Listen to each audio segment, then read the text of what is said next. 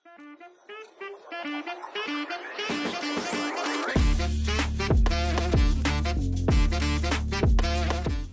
Everyone, welcome back to film makers round table discussion second part. চলেন তাহলে আমরা আমাদের সেই ফিল্ম মেকারদের সাথে আড্ডায় সেকেন্ড পার্ট আজকে দেখে নিই। সো আমার প্রশ্নটা হচ্ছে যে যখন আপনাকে যে কেউ একটা প্রশ্ন করছে, ধরলাম ডিওপি বা ক্রু বা যে কোনো আর্টিস্ট, এবং আপনি আসলে অ্যান্সারটা জানেন না, যে আপনার কাছে উত্তরটা নাই, then how do you handle that situation? আমাকে সবচেয়ে বেশি পড়তে হয়, কিছু জানে না, আমি স্ক্রিপ্ট দেই না কাউকে। এই ধরনের প্রশ্ন সবচেয়ে বেশি আমাকে পড়তে হয়, যে কোনো কিছু একটা যদি বলতে হয় তাহলে কিভাবে হবে। আমার প্রথম সিরিজ যখন মহানগর করেছিলাম, তখন আমার যে ডিওপি ছিলেন পলাশ, পলাশ থেকে শুরু করে সবাই, আর্টিস্ট থেকে শুরু করে সবাই, যে এটা কেন, বা এটা কি করা দরকার, বা এটা এখানে কেন বসাচ্ছি, কিরকম। আমি একটা জিনিস যেটা জানি সেটা হচ্ছে যে ডিরেক্টরদেরকে খুব ভালো অ্যাক্টরও হতে হয়। হ্যাঁ, কারণ জিনিসটা এরকম যে ধরেন কোনো কোয়েশ্চেন করলো যে আমি এটা কেন করব, বা এই ক্যারেক্টারটা কেন এভাবে রিয়াক্ট করবে, বা আমি ক্যামেরাটা এখানে কেন বসাবো, তখন যদি কোনো কারণে আপনি যদি জবাব দিতে না পারেন, তখন এটা হচ্ছে গিয়ে কি, তখন আর সেটটা আর আপনার কন্ট্রোলের মধ্যে থাকে না। তখন so you have to know everything, or you have to act that you know everything. মানে আপনাকে কোনো একটা উত্তর নিয়ে আসতেই হবে। এবং এটার একটা ফ্যান্টাস্টিক ব্যাপার হচ্ছে গিয়ে কি, যে আমি ধরেন একটা এক্সাম্পল দিলে সুবিধা হবে। সেটা হচ্ছে আমার মহানগর সিরিজটা যারা দেখলেন, সো মহানগর সিরিজের মধ্যে থানার মধ্যে ওখানে চমক যে অভিনেত্রী শ্যামল মাওলার গার্লফ্রেন্ড ছিলেন, সে থানায় আসবে, এতটুকু পর্যন্ত আমরা জানি। এতটুকু পর্যন্ত তো সিনটা যখন আমরা প্ল্যান করতেছি, আমি, পলাশ, আমার এডিরা, যে চমক থানায় আসবে, তো ওই সময় আমরা জানি চমক থানায় আসবে। এই সময় পলাশের একটা নির্দোষ প্রশ্ন ছিল যে ও থানায় কেন আসবে, কিভাবে আসবে, কারণ এই থানায় কাউকে ঢুকতে দিচ্ছে না। ও কিভাবে আসবে, ও কি ফিল্মের স্টার নাকি, ও কি নাম করা কেউ কি? সাথে সাথে আমি তখন পলাশকে বললাম যে এক্স্যাক্টলি ও তো ফিল্ম স্টার, সেজন্যও আসবে। কিন্তু আমি পলাশকে বুঝতে দিই নাই যে আসলে ওর কাছ থেকে আমি জিনিসটা নিলাম। আমি সাথে সাথে এক্স্যাক্টলি ফিল্ম স্টার দেখে, এবং ওই একটা ইনসিডেন্টে আমার চমকের ক্যারেক্টারটা, পুরোটা জিনিসই ডাইনামিক্সই চেঞ্জ হয়ে গেছে। ও থানায় গিয়ে যে শ্যামলকে বললো কিসমি, হ্যাঁ, একটা ফিল্ম স্টার হলে ওর পক্ষে সম্ভব একটা থানায় গিয়ে বলা। সো ওই যে ন্যারেটিভটা পুরোটা চেঞ্জ হয়েছে, এটাও হয়েছে এই উত্তর দিতে গিয়ে। লেবুর সুঘ্রাণ আরো বেশি, ত্বকের যত্ন আরো বেশি, চলে আরো বেশি। আপনার পকেটে কি বিদেশি না বাংলাদেশি? আমি অ্যাকোমোডেটিং অবস্থায় থাকি। অ্যাক্টর যদি, হ্যাঁ, প্রথমেই অ্যাক্টর কি করতে চায়, আমি একটা সিন হয়তো ব্রিফ করলাম যে এটা এই সিনটার মোটিভ এটা, এই সিনটার মুড এটা, এই সিনটার অবজেক্টিভ এটা, এটা কেন এই সিনটা হচ্ছে, এবং এই ক্যারেক্টারটা এখান থেকে এখানে এই কাজগুলো কেন করছে, আমি আমার জায়গা থেকে ব্রিফ করলাম। তারপরে তার ইনপুটটাকে আমি প্রথমে এটাই চাইবো, আমি যে সে কি করছে।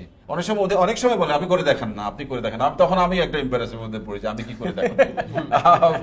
সো এটা সেই নিজেই করছে, সেই অ্যাটমসফিয়ারটাও রাখার চেষ্টা করি। না, ঠিক আছে, everyone give their input, okay, আমি জানি না, আমার কাপ খালি, you fill the cup. So এই অ্যাটমসফিয়ারটাও রাখার চেষ্টা করি আর কি। সো অকওয়ার্ড ফিল করি না যদি না জানি, না উত্তর না থাকে। ওকে, মানে প্রথমে সারেন্ডার করে ফেললে ন্যাচারালি সবাই তখন মানে খুবই স্বতঃস্ফূর্তভাবে আসে। এখানে একটা, আমাকে অনেক আগে নিশো একটা গল্প বলছিল, যে নিশো যখন মাত্র শুরু করছে, তো হুমায়ুন ফরিদের সাথে তার তো খুব সখ্যতা ছিল, হুমায়ুন ফরিদিকে রেসপেক্ট করে, এবং নিশো আমাকে এই গল্পটা বলছে যে তার প্রথম অ্যাক্টিং এর দিকে হুমায়ুন ফরিদির কয়েকটা টিপসের মধ্যে এটা একটা টিপসের মতো ছিল। সেটা হচ্ছে যে প্রথমেই ডিরেক্টরকে কোয়েশ্চেন করবা, কনফিউজ করার চেষ্টা করবা। যদি কনফিউজড হয়ে যাও, তাহলে তুমি বুঝবে এই ডিরেক্টরটা কিছু জানে না, তখন তুমি তোমার মতো করে কন্ট্রোল করতে পারবা। এটা আমাকে নিশো গল্পটা বলছে। সো ওই যে আমি বললাম যে you have to pretend, so ওইটা থেকে বাঁচতে হলে তা আপনাকে আসলে প্রিটেন্ডটাই করতে হবে যে আপনি জানেন, তখন আসলে ইয়েটা থাকে। এটা নিশোর গল্প। না, আমার যেমন শিহাব ভাইকে আমার একটা প্রশ্ন ছিল যে এই যে অ্যাক্টরদেরকে ব্রিফ করা বা ওর থেকে পারফরমেন্স মানে এক্সট্রাক্ট করা নিয়ে আমি জানতে চাচ্ছিলাম যে আপনি ওই যে কাছের মানুষ দূরে থেকে যে লাস্ট সিনটা আছে, সুন্দর, কোনো ডায়লগই নাই, সবচেয়ে মেলোড্রামাটিক সিন, কিন্তু কোনো ডায়লগই নাই, এবং বিউটিফুলি পারফর্ম করছে প্রীতম এবং Farin. What was your brief? এখন বলি যে ওটা কিন্তু অ্যাকচুয়ালি ফিল্মের এন্ড সিন ছিল না।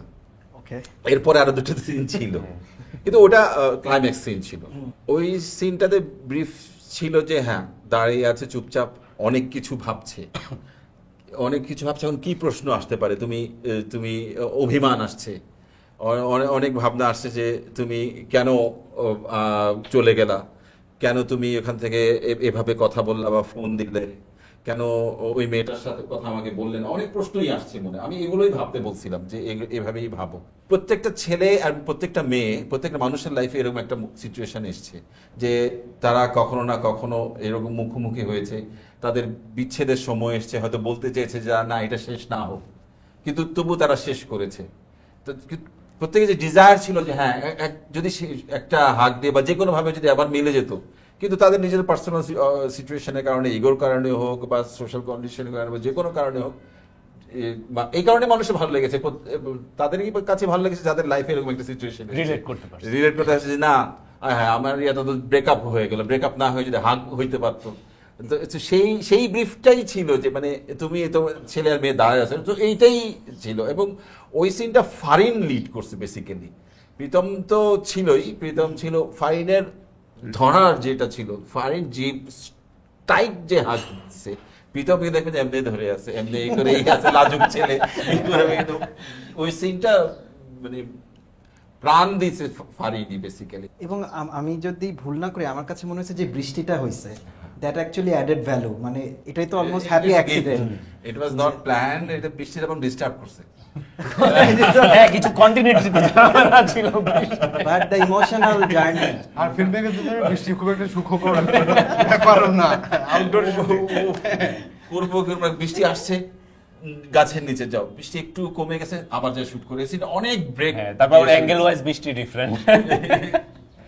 ওই যে ইমোশন যখন দেখছি তখন মানে ফারিনের হাকটাই বেসিক্যালি সে যেভাবে ধরছে। আপনাকে প্রীতম আশিটুকু দিবে না যেভাবে ওপেন করে দিলে।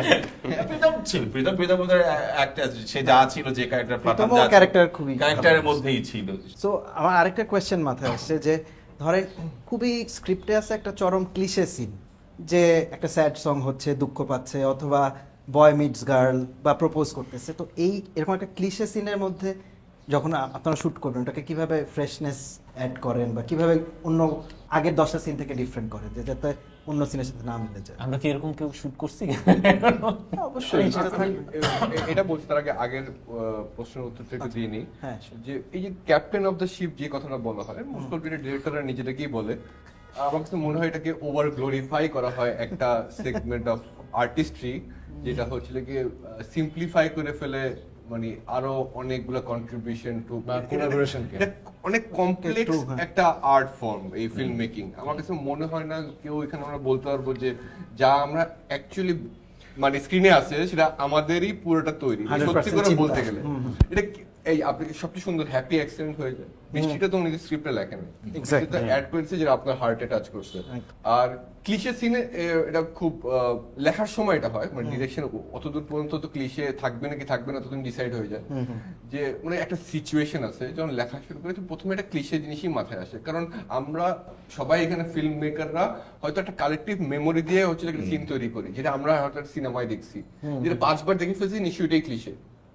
হ্যাঁ, সো 5 বার দেখে ফেলি, তারপর হচ্ছে কি হয়তো আমার প্রসেস হচ্ছে তখন আমি চিন্তা করি যে যেই ফিল্ম মেকারটা ক্লিশে অত বানায় না অথবা তাটা অন দ্য ফেস দেখা যায় না, সেই হইলে কি করতো, এটা আমার ক্লিশেটাকে আইডেন্টিফাই করতে হবে যে ক্লিশে, এবং এটা না করি না আপনি ক্লিশে থাকবে সব সময়, কিন্তু ক্লিশে যদি মানে এটাকে একটা মাঝপথে যাওয়া যাবে না, তাহলে হচ্ছে কি ফুল কনভিকশনে এই ক্লিশে সিনটা শুরু করতে হবে, না হলে ইট উইল নট ওয়ার্ক। ওই ইমোশনটা রিয়েল, এটা 5টা ফিল্ম মেকার যে আমাদের আগে বানাইছে সে কিন্তু এটাকে কনভিকশনে বানাইছিল যে এটা এই জন্য ভালো হয়েছে, বিশ্বাস করে যেটা আমাদের মেমোরিতে লেখার সময় এখন মনে পড়ে। সো ওটা ফুল ইউ গো ফুল আউট, অথবা একদমই হচ্ছে কি দূরে থাকবে, কিন্তু মাঝপথে এই অডিয়েন্সও পছন্দ করবে, একটু আমার একটু নিশ অডিয়েন্সও পছন্দ করবে, ওই মাঝখানে আসলে কিছু হয় না। ক্লিশে সিন ওয়ার্ক করে আমার মনে হয় পারফরমেন্স দিয়ে। হ্যাঁ, মানে যদি আপনি ক্লিশে সিন লেখেন তাহলে মেক শিওর হ্যাঁ। যারা পারফর্ম করবে তারা খুব ভালো, বিকজ মানে একটা সিন ক্লিশে, এখানে আপনি কি করতে পারেন, স্টেজিং বা ব্লকিং একটু ডিফারেন্ট করে, Absolutely. But at the end of the day ক্লিশেই থাকবে। মানুষ যে কারণে আসলে ইন্ট্রিগ হয় সেটা ইমোশন দিয়ে, ইমোশনালি ওই ক্যারেক্টারের সাথে আসলে কানেকশনটা সবার আগে দরকার। মানে ওসি হাগুনের সাথে মানুষ কানেক্ট করতে পারছে কিন্তু দেখেই কিন্তু মনে হয় আসলে এত মানুষ পছন্দ করছে, সো ওই কানেকশনটা পারফরমেন্স দিয়ে হয়। সো সিনটা যদি ক্লিশ হয় আমার মনে হয় ডিরেক্টরের উচিত ওই আর্টিস্টকে ব্রিফটা প্রপারলি দেওয়া বা আর্টিস্টের কাছ থেকে কতটুকু বেস্ট পারফরমেন্স আসলে সে বের করে নিয়ে আসতে পারে, দেন আসলে ওটা ক্লিশে লাগবে না। কারণ এরকম অনেক বিখ্যাত সিনি আছে যেগুলো আসলে ক্লিশে কিন্তু আমাদের খুব পছন্দ, পারফরমেন্সটা এখানে খুব ভালো। অনম ভাই এখন বলবে যে আমি ক্লিশে সিন লিখি না। না, একদমই এরকম না। এমনিতে ক্লিশে কিছু জিনিসপত্র আমি যেটা দেখছি যে আমার ভালোই লাগে। মানে এই যে মানুষজন যখন একজন আরেকজনকে প্রপোজ করে তখন তারা হাঁটু গেড়ে এই যে প্রপোজ করে, এটা তো ডেফিনেটলি ক্লিশে, কিন্তু ইট ওয়ার্কস। হ্যাঁ, এটাকে নিশ্চয়ই এটারও আরো 50,000 উদাহরণ আছে যে ক্রিয়েটিভলি করছে। হ্যাঁ, কিন্তু তারপরেও এটা আমার কাছে এটাও মনে হয় যে সেটা হচ্ছে যে যাকে প্রপোজ করা হইতেছে ওর হয়তো আসলে ওইটাই লাগবে। মানে হ্যাঁ, যে সবকিছু আমার কাছে মনে হয় যে আমি সবকিছু আমার জন্য আসলে করি না এন্ড অফ দ্য ডে, বা আমি যদি সবকিছু আমার জন্য করি সেটা একদম আগে থেকেই ডিসাইডেড থাকবে যেটা পুরোটুকু আমার জন্য। মানে তাহলে কার জন্য করি, ওই যে ঠিক দর্শকের কথা ভেবে না, আমরা ব্যাপারটাকে আরেকটু সফটলি দেখি, যে ধরলাম আমার মায়ের জন্য করবো, ওই ইউনিভার্সাল ফিলিংটার জন্য। হ্যাঁ, মানে আমার মা যেটা দেখে পছন্দ করে, এটা যে পুরাটুকু আমারই একদম তা না, হ্যাঁ পুরাটুকু আমি না। এই আইডিয়াটা কিভাবে ক্লিশে হয়? আইডিয়াটা তো ক্লিশে হয় না, মানে এক্সিকিউশনটাই ক্লিশে হয়। সো আমি আইডিয়াটা রাখলাম, যদি স্ট্রাকচার, যদি স্ক্রিন প্লে চিন্তা করি, প্রত্যেক অনেক মানে গড়পড়তা 70-80% স্ক্রিন প্লে স্ট্রাকচারই একই রকম, জার্নির একটা পর্যায়ে শেষে ক্লাইম্যাক্স থাকবে। সো ইটস নট, আইডিয়াটা তো ক্লিশে না, এক্সিকিউশনটার দিক থেকে ডিফারেন্স তো করাই যায়। এটা প্রত্যেকেই করতে পারে। আমার এখন মিট কিউট দরকার আছে, আমার একটা বয়োজ্যেষ্ঠ দুজন মানুষ কিভাবে মিট কিউট হতে পারে, বা দুটো এই জেন জি দুটো ছেলে মেয়ে, আপনি যেমন প্রপোজাল সিনে যে জুতা দিয়ে প্রপোজ করলো, সো মানে- সেম প্রপোজই So, করলো, বাট হ্যাঁ, এক্সিকিউশন। আইডিয়াটা ক্লিশে না, মানে এক্সিকিউশনটা ডিফারেন্ট করে ভাবতেই হবে, এটা ভাবা যায়, বা সেটআপটা যদি ডিফারেন্ট করা যায়, কোনো না কোনো ভাবে ক্যারেক্টারগুলো ডিফারেন্ট হয়ে গেলে, প্রত্যেকের মোটিভেশন ডিফারেন্ট হয়ে গেলেই নতুন কিছু হয়ে যাবে। আর এটা সাবজেক্টিভও অনেক সময়। মানে আমি শাকিরে পছন্দ করি, শাকির কাজ, শাকি ক্লিশে দিলেও ভালো লাগবে, ও শাকি পুরো পছন্দ করি না,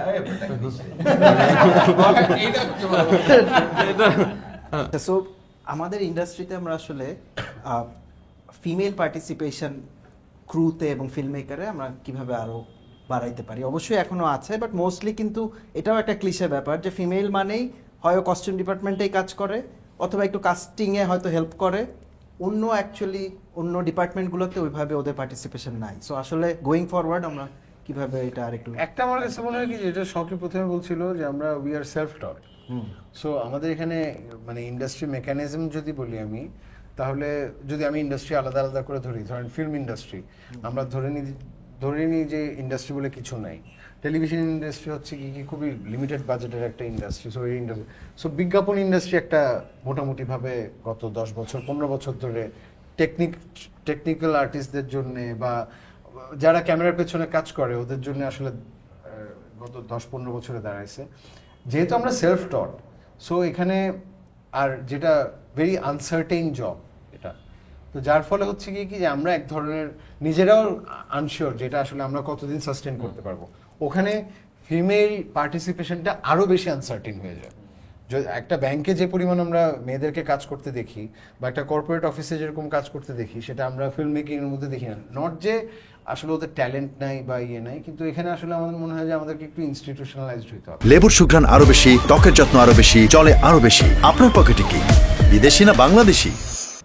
যদি একটা প্রপার ইনস্টিটিউট থাকতো, যদি ওই যে এসিওরেন্স থাকতো, প্রপার জব এসিওরেন্স থাকতো, যেটা মেবি বিজ্ঞাপন ইন্ডাস্ট্রিতে কিছুটা গ্রো করছে, যার ফলে আমরা ওইটার কারণেই মানে দুইটা জিনিস খুবই আমার কাছে মনে হয় যে নেগেটিভলি কাজ করে। এটা আমাদের অনেক ক্রু বা এডিদের ক্ষেত্রে দেখা গেছে।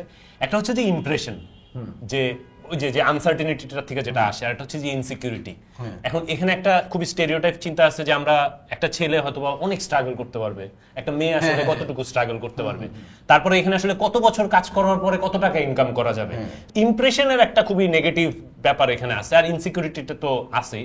যেমন আমাদের ক্ষেত্রে এরকম হয়েছে যে ফিমেল কলিগরা কাজ করতেছে, ও 2-3 বছরে বেশ ভালো জায়গাতে গেছে, হয়তো বা এখনই ওর একটা রেইজ হইতো, বা ও এবং she herself also enjoying the job, কিন্তু ওর বাবা মার কাছে মনে হইতেছে যে এর চেয়ে একটা ব্যাংকে চাকরি করলে বেটার আর কি। এবং লিটারেলি ওকে আসলে আর বেরই হইতে দিল না, বা মানে থাকে না যে ওই কাজ করতে দিল না আর কি। সো ওইটা আমার কাছে মনে হয় যে ওই অ্যাওয়ারনেসটা যতদিন না পর্যন্ত আমরা অ্যাজ আ ইন্ডাস্ট্রি ক্রিয়েট করতে না পারতেছি বা ট্রান্সমিট করতে না পারতেছি towards the parents or other people যারা ইন্ডাস্ট্রির বাইরে, ততদিন পর্যন্ত এইটার একটা ঝামেলা আছে। ইমপ্রেশনটা আসে ওই যে যেহেতু আমাদের প্রপার ইনস্টিটিউশন নেই, সো দেখা যাচ্ছে কি যে যখন একটা মেয়ে বিবিএ করতেছে, সো ওর বাবা মা জানে যে বিবিএ করবে, সো বিবিএ এমবিএ করবে, তারপরে ব্যাংকে জব করবে, নইলে এজেন্সিতে জব করবে, নইলে কর্পোরেটে যাবে। যেহেতু এখানে কোনো ইনস্টিটিউশনালাইজ না আমাদেরটা, আমরা সব সেলফ টট, সো বাবা মারও এক ধরনের ওয়ারি থাকে যে আসলে এখানে কতদিন ইমপ্রেশনটা চেঞ্জ হয় না এই কারণে। বিবিএ করে যখন ও একটা ব্যাংকে জব করে, ও জব যদি ছেড়েও দেয়, বাবা মা জানে যে ও আরেকটা জব নিতে পারবে। এখানে এই অ্যাসুরেন্স, এইটা কিন্তু একটা এক্সাম্পল আছে, ধরো এজেন্সিতে ওখানে কিন্তু অনেক ফিমেল কলিগস আছে, মানে এবং they are doing fine, we know all of them আর কি, খুবই ভালো পজিশনে আছে এবং প্রপার এডুকেশনাল জায়গা থেকে আছে, and they are highly connected with the ad industries as well, মানে মেকিং ইন্ডাস্ট্রি। কিন্তু ওই অনুপাতে কিন্তু ফিল্ম মেকার নাই, ইটস বিকজ যে ইনস্টিটিউশনালাইজ কোনো আমরা ডিওপি পাচ্ছি না খুব বেশি, বা আমরা এটা আসলে একটা পুরো, আর আমাদের মনে হয় যে ওয়ার্কিং এনভায়রনমেন্টটা স্টিল নট মানে that favourable for female colleagues. আর একটা কারণ হচ্ছে, আমি যদি প্রশ্নটাকে এভাবে দেখি কি ওই যে কস্টিউম ডিজাইনার বা বিভিন্ন অন্য সেক্টরে হয়তো মেয়েরা কাজ করে, ডিরেক্টর কেন হচ্ছে না? সো ফিকশন গুলোর ক্ষেত্রে যেটা হয়, সেটা ওটিটি হোক বা সিনেমা হোক বা যেটাই হোক, মানে ওই যে ক্যাপ্টেন অফ দ্য শিপের ওই তকমার কারণে ডিরেক্টরকে অনেক বেশি প্রেশার নিতে হয়।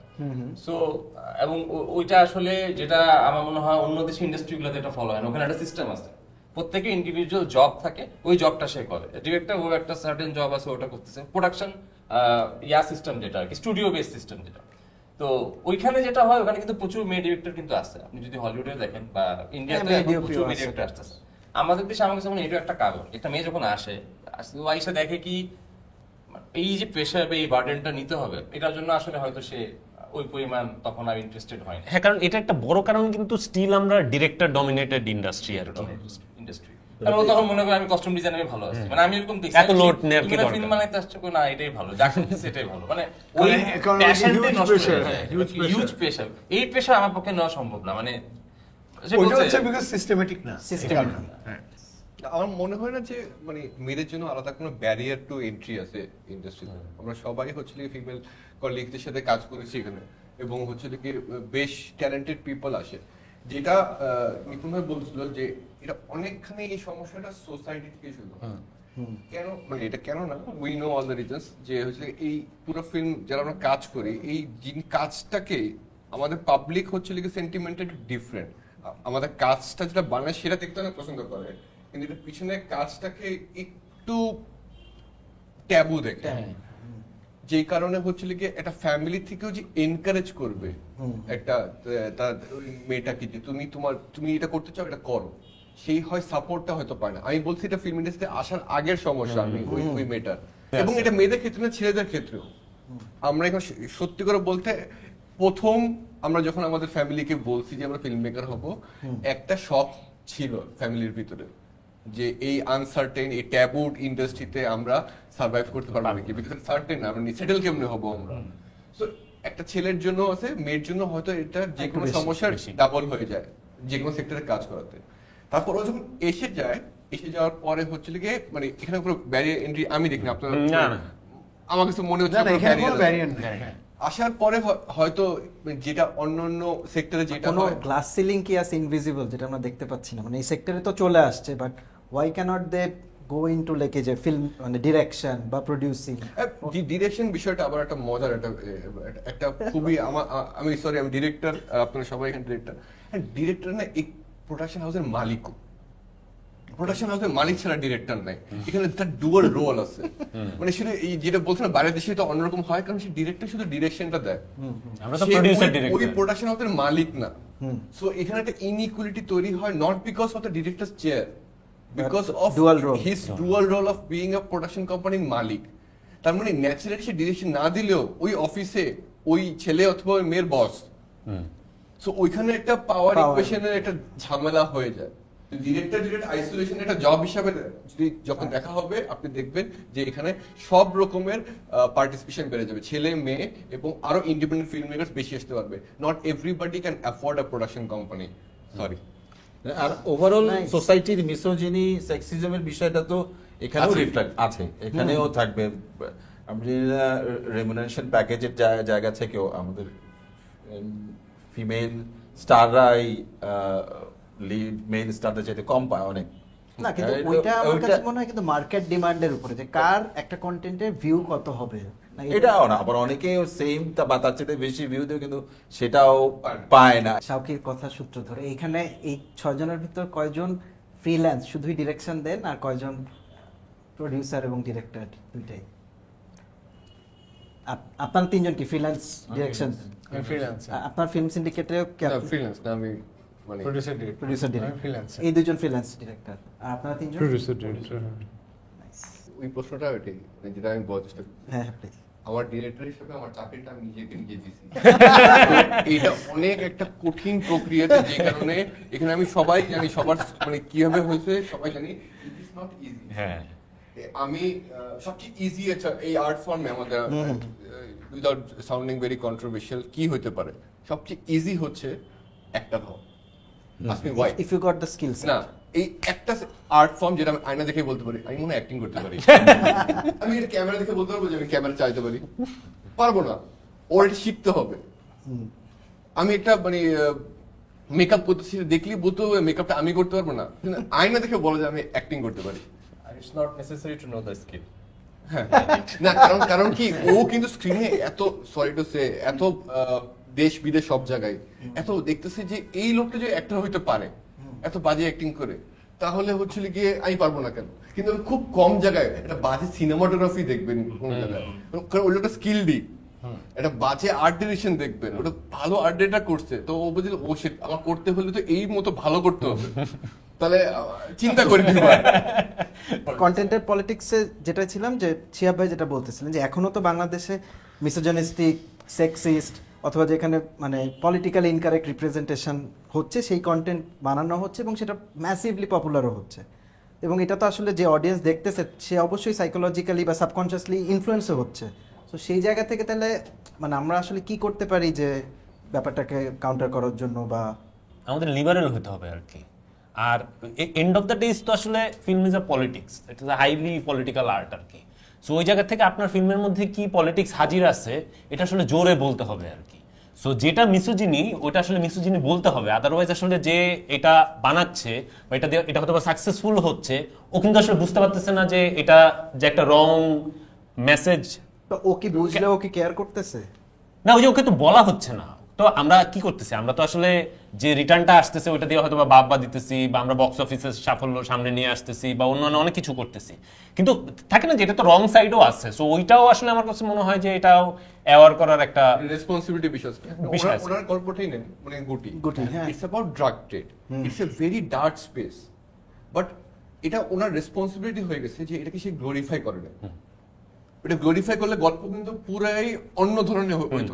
মানে correct me if I am রং। হ্যাঁ, কারণ আমি এটাতে ফিল্ম মেকার রেসপন্সিবিলিটি অনেকখানি। ওটা শুরু থেকে চাইছি যে ওটা ওনার প্রফেশন ড্রাগ ডিলিং করাটা, বাট আমি আসলে দেখাতে চাই ওনার পার্সোনাল লাইফটা আসলে কিভাবে মানে ড্যামেজড হইতেছে বা কোন দিকে যাচ্ছে ওইটা। সো এই কারণে অনেকে আমার বলছে, অনেক সমালোচনা তো আসছে যে খুবই সারফেস লেভেল থেকে ড্রাগস এর ব্যাপারটা দেখানো হয়েছে। এখন আমি তো আসলে না এর চেয়ে উপরে উঠলে এটা গ্লোরিফিকেশন হয়ে যায়। আমরা যেমন নার্কোস দেখে তো আমরা সবাই গ্যাংস্টার হতে চাই, তো ভালো লাগে। আমরা মনে হয় সিনেমাকে আমরা একটু বেশি ওইটা করি, যে মনে করি সিরিয়াসলি যে ও আমি এখানে আমি এক্সাম্পল দিয়ে বলতে পারি যে উনি যে সিরিজটা বানাইছেন সেই জিনিসের যে ইভিলনেস দেখাইছে, সেটার কারণে কি সোসাইটি ইভিল হয়েছে, নাকি সোসাইটির ইভিল ব্যাপারটা তার মানে রিফ্লেক্ট হয়েছে তার? রাইট। হ্যাঁ, এখন তানিম ভাই মানিহানি বানাইছে, এখন তার সিরিজ দেখে কি ব্যাংক ডাকাতি পারছে না? ওইটা মানে দিস আর্ট মানে ইজ রিফ্লেক্টেড ফ্রম লাইফ।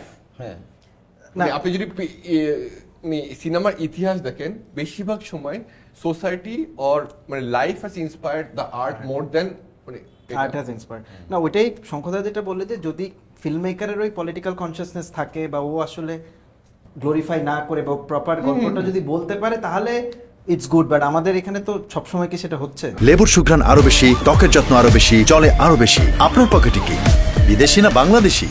আমাদের এখানে আইডিয়া আছে যে না মেয়েটাকে যত পচাবা তত কন্টেন্ট হবে, হিট হবে।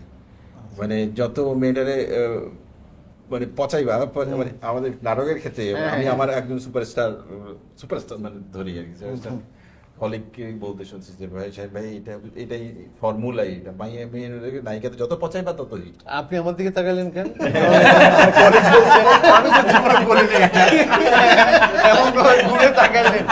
ফিল্ম মেকার ইন্টেনশনটা আমি যদি ইউজ করি যে হ্যাঁ এটাই হিট, সো আমি এটাই দেই, এটাই খায়, এটাই খায় দেখে আমি যদি এটা মানে তখন মেকারের ইন্টেনশন বা তার পলিটিক্যাল কনসাসনেস সেই জায়গাটা এবং তার বিবেকের জায়গাটাও আমার প্রশ্ন করা উচিত। না কিন্তু এখানে না আমি অনেক সময় কনফিউজড হয়ে যাই যে ধরেন আমি সবসময় ফ্রিডম অফ আর্টস এর পক্ষে সবসময়, একদম হ্যাঁ।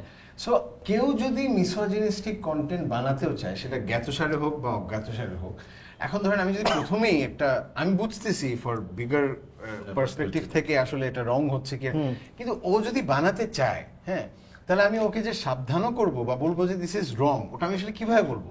এটা ওর আর্ট, ও বানাতে চাইছে।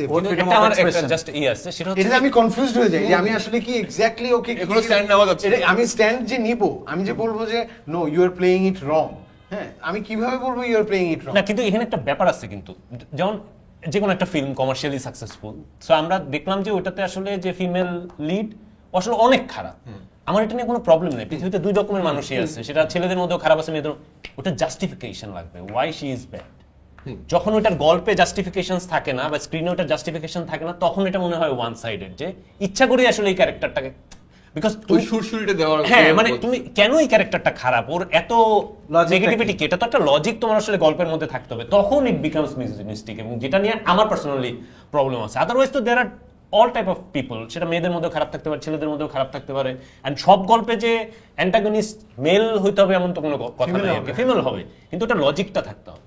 না, যেরকম আমি সবসময় বলি যে ধরেন প্রপাগান্ডা বেস সিনেমা, হ্যাঁ, যেগুলো হয় যে ধরেন প্রপাগান্ডা করে, আমি প্রপাগান্ডা বেস সিনেমা হোক, আমি ওটাও চাই, মানে সবই হোক। আমি যদি এখন বলে দিই যে এটা আসলে প্রপাগান্ডা সিনেমা হয়েছে, কাজ এটা আসলে বানানো বন্ধ করে দিতে হবে, তাইলে আসলে আমি কোনো না কোনো জায়গা থেকে আমি অন্য কোনো সিনেমা বানাতে যাচ্ছি, সেটাও বন্ধ হওয়ার রাস্তাটা তৈরি হয়। তাহলে সেই জোরে আমরা সেন্সরশিপের এগেইনস্টে কথাটা বলতে পারবো না। এক্স্যাক্টলি, তখন আমি বলতে পারবো না, কারণ আমি নিজে এক ধরনের সেন্সরশিপ চাই। সো যদি কেউ প্রপাগান্ডা বেস সিনেমা বানায়, চূড়ান্ত রকমের প্রপাগান্ডা বেস সিনেমা, আমি যেহেতু কন্টেন্টের পলিটিক্স হচ্ছে, ও সেটা বানায়। এখন আমাদেরকে না সময়ের উপর ছেড়ে দিতে হবে, যেটা আসলে will it pass the test of time, যেটাকে আসলে থাকবে কিনা, এটা আসলে চলে যাবে কিনা, বা এটা হবে কিনা, এটা আমরা বুঝতে পারবো সময়ের উপরে। আমরা এখনই যদি ধরেন বন্ধ করতে বলি বা বলি যে এটা ঠিক হচ্ছে না বা ওরকম হচ্ছে না, তো ওটাও আমার মনে হয় যে আসলে রং, মানে ওটাও মানে মোরাল পুলিশিংটা আমার কাছে মনে হয় করা যায় না। এটা আপনার কনসিয়াস, আপনার বিবেক, আপনি ওই টাইপের কন্টেন্ট পছন্দ করেন না, আপনি দেখেন। কিন্তু ওই যে কথাটা আমরা বলতেছিলাম ইন্ডাস্ট্রির কথা, বা আপনার একটা বড় পরিসরে যে সংগঠিতভাবে যে একটা কাজ করতে হবে আমাদের, আপনি বাইরে ইন্ডাস্ট্রিতে দেখেন সব ধরনের কন্টেন্টই ওখানে হয়। সো মানে ওখানে অ্যানিমেলও হচ্ছে, আবার ওখানে ধরেন লাপাতা লেডিসও হচ্ছে। সো এইটা একটা ব্যালেন্স ক্রিয়েট করে দেয়। পৃথিবীতে অনেক অদ্ভুত অদ্ভুত গল্প আছে, লিনিয়ার গল্প আছে, প্রেমের গল্প আছে, হরর আছে, যার যেটা ইচ্ছা বানায়। এবং বাংলাদেশে তো আমার কাছে মনে হয় এটা আরো বেশি হওয়া উচিত। তখনই আসলে ইন্ডাস্ট্রি হিসাবে একটা ডাইভার্সিটি তৈরি হবে, সব রকমের কন্টেন্ট থাকলে ওখান থেকে মানুষও আসলে তখন আরো বেশি দেশি কন্টেন্টের প্রতি ঝুঁকবে। যেটা আমাদের কমন কি অভিযোগ কি অডিয়েন্স, একই রকম জিনিস যখন যেটা হিট হয়, একটা পুনর্জন্ম হিট হলে ওরকমই বানাইতে হবে, একটা মহানগর হিট হলে ওরকম বানাইতে হবে, শাহিন ভাই একটা রোমান্টিক কাজ হিট হলে ওরকম ভাবে একটা বানাই দেন। এটাই তো বলে যেটা হিট হয় পরিচয়ের কাছে গেলে আগেরটার মতো বানাই দেন। কোনো ডাইভার্স মানে ওই ব্যাপারটা নাই কি, different genre, different content, different মানুষের গল্প। এখন অন্ধকার এবং আলো এটা তো পাশাপাশি থাকে। অন্ধকার বা ডার্কনেস, একটা ডিরেক্টর আসলে মিসোজিনিস্টিক, যেটা ওইটাই হচ্ছে সাইকোলজিক্যালি ওরকমই, তো ওই গল্পটাও তো দেখতে হবে মানুষ। আমার মনে হয় যে স্ট্রং ফিমেল ক্যারেক্টার্স আমাদের গল্পে আমাদের ক্রিয়েট করতে হবে আর কি। ক্রিয়েশন দিয়ে আসলে এটা আসলে আমার অন্য কোনো মানে ওইটাকে একটা মানে পপ মানে পপ কালচার Pop যদি culture আমরা মধ্যে নিয়ে আসতে হবে। পরিণত করতে পারি আমরা, হ্যাঁ, তাহলে ওইটা মানে যখন ওইটাও ফ্যাশনেবল হবে। থ্যাংক ইউ অনম ভাই। আমাদের আড্ডা কিন্তু এখনো শেষ হয় নাই, সো আমরা আমাদের ফিল্ম মেকারদের সাথে আড্ডার ফাইনাল এপিসোড নিয়ে খুব শীঘ্রই আপনাদের কাছে আবার আসছি। আমাদের সাথেই থাকবেন। Thank you. আজকের ভিডিওটা এবং সামনে আরো অনেক অনেক ইন্টারেস্টিং কনভারসেশন আড্ডার ভিডিও দেখতে আপনারা প্লিজ সাবস্ক্রাইব করবেন গ্রাউন্ড জিরো ডিসকাশনের ইউটিউব, ফেসবুক এবং ইনস্টাগ্রাম চ্যানেলে। Thank you so much.